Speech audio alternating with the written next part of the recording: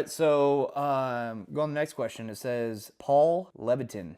Is there a minimum threshold that can be met for nutrients, and is it possible to know it? Meaning, if I am maintaining 3,000 calories, for example, and I get 2,000 calories from fruits, veggies, lean protein, etc., is there anything to be gained from getting that last 1,000 from good foods or opposed to junk food?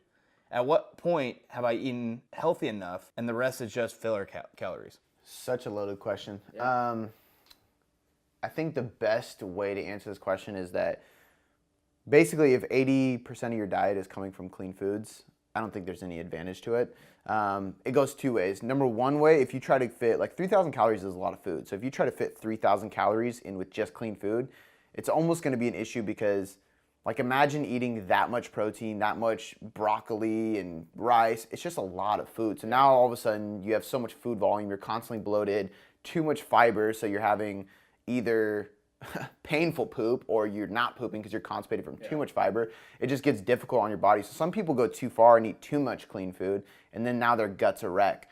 The other side of it is if you have a bad gut or just gut issues or digestive stress at all, and you fill 1,000 calories with Skittles and shit like that, you could have the potential possibility of more gut stress because you're getting processed sugar, processed foods. So it kind of like balances both ways. I don't think there's any advantage to it. I kind of look at it like there's a checklist. Like within your 3,000 calories, are you getting 2 to 3 grams of EPA and DHA from fish oil, omega-3 fatty acids?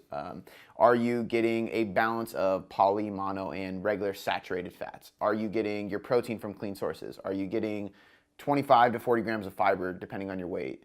Are you getting 3 servings of greens per day? Are you getting 1 serving of fruit per day? If you can answer all of those questions saying yes, I think that you can do whatever the fuck you want with those 1,000 calories. The problem is a lot of people need to remember too is this is why I like a bro diet, because in a bro diet being like chicken, rice, and fucking broccoli, like what we're gonna eat for dinner tonight, like very clean and just classic bro bodybuilder.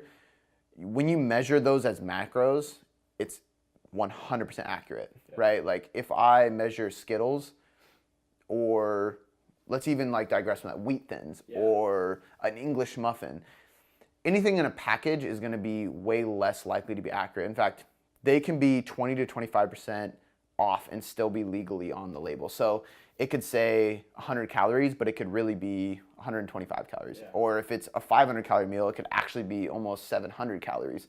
And they're allowed to put that on the label, which is pretty fucked up. But they have a 20 to 25% room of air. 25%, that's wild. Isn't that wild? Yeah. You'd think that would be illegal. Yeah. But just kidding. yeah, but they're allowed to. But with an apple, you can't fucking do that because there's no label on it. So I think the problem with putting too much of that food in there as junk food, or even like if you go to, like we used Chipotle that one time as an example. In that video, the blooper was funny.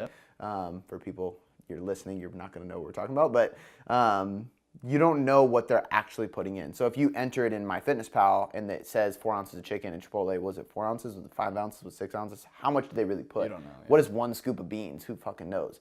But it's going to be really inaccurate. So now you're going, okay, 2,000 calories from clean food, 1,000 calories from junk food. Is it 500 calories or is it 1,500 calories? Who really knows? Because that room for error is so big with the unclean food. So I think it's just better to try to keep it pretty clean for the most part. And then the other like kind of argument is clean food, quote unquote, digests better, therefore it absorbs better. So like if I eat, this is why I love white rice for people trying to build muscle.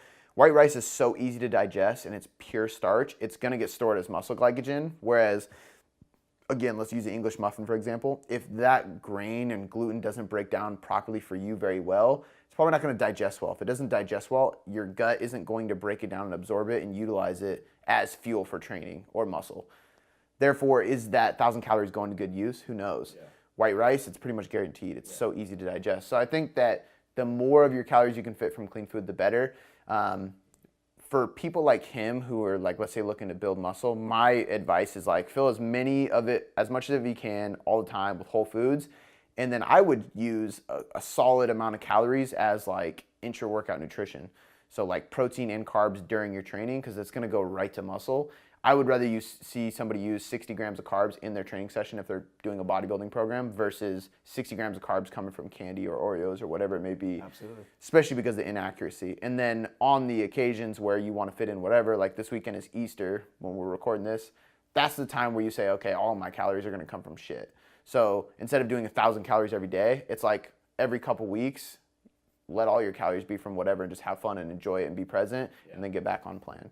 So I think it could go both ways. I don't think, I think there's a minimum, going back to his question, I think there's a minimum threshold for nutrients. Like if you get your 3 to 4 servings of greens, you're getting your fiber, you're getting your nutrients, you're getting your omega-3 fatty acids, you're not going to be like supercharged or your hormones aren't going to go through the roof if you get like twice as many greens, right? You're not going to have better digestion if you get twice as much of this. There's kind of that threshold. So once you hit it, I think you're good. Definitely.